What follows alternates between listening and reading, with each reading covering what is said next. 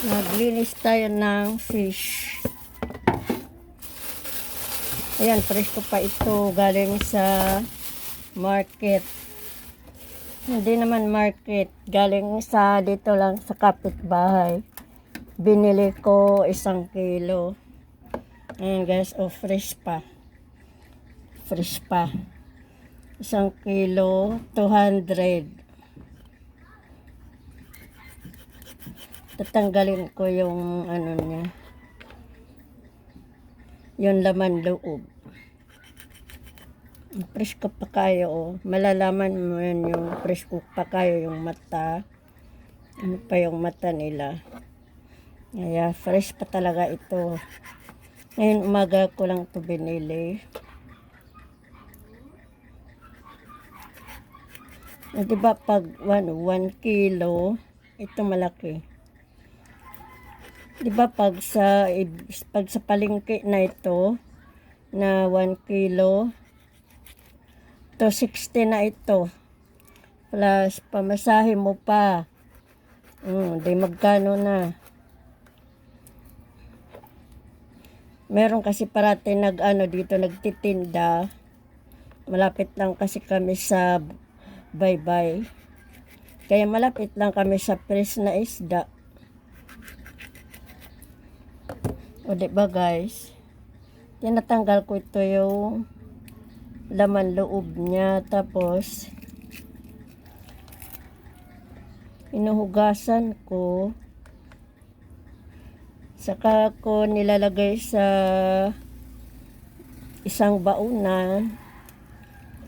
Tapos lalagay ko sa ref. Kung gusto ko magluto ng fish, ayun, kukuha lang ako sa ref.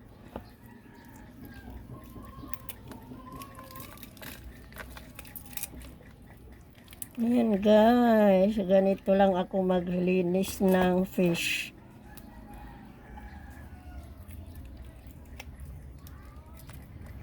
Natanggal ko yung hasang, pati yung tinain niya.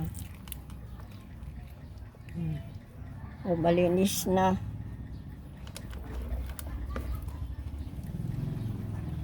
Para pag ilagay mo na siya sa rep, malinis na siya. Pagluto mo na lang. O, diba guys? Hindi parehas yung laki nila. May maliit, may malaki. Hindi parehas. Ayan o. Maliit, malaki.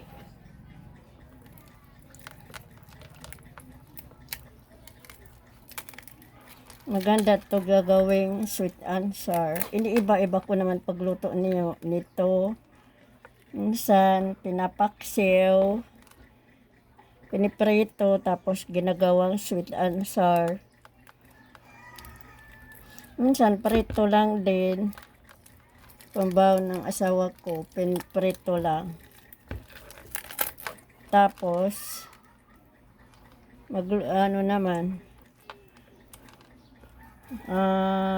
pinaparisa ng gulay.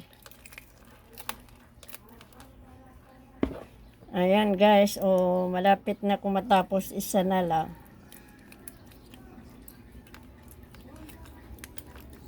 Isa na lang. Ayan. Hugasan ko na ito. Then, ilagay ko na ito sa baunan.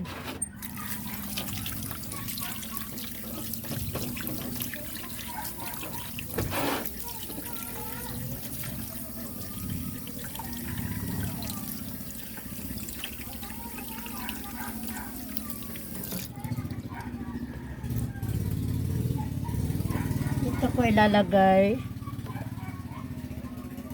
Yan.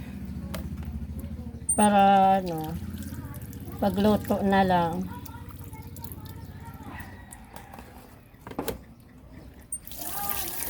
Itong malaki hindi magkakasya.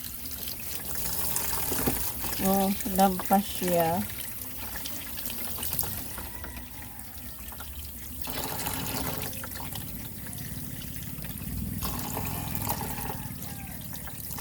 Yung hindi magkasya, yung malaking Tupperware yung paglalagyan ko.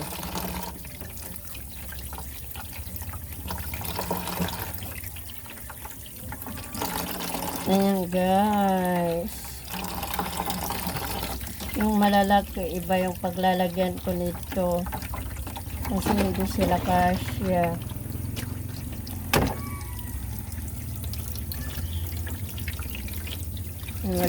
Malinis na siya. Pagluto na lang. Yung mga malalaki, iba yung paglalagyan ko. Ito lang na maliliit. Dito lang sa Tupperware. Malaki.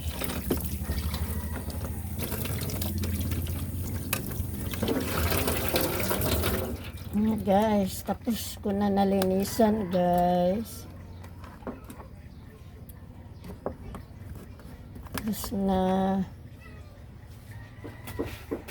tatakipan ko na para ilagay ko na siya sa ref.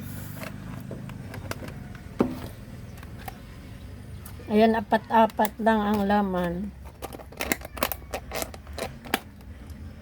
Ayan guys, oh.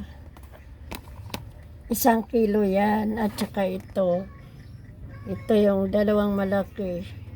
Hindi kasya. Iba ang paglalagyan ko nito. Okay guys, thanks for watching. Bye bye.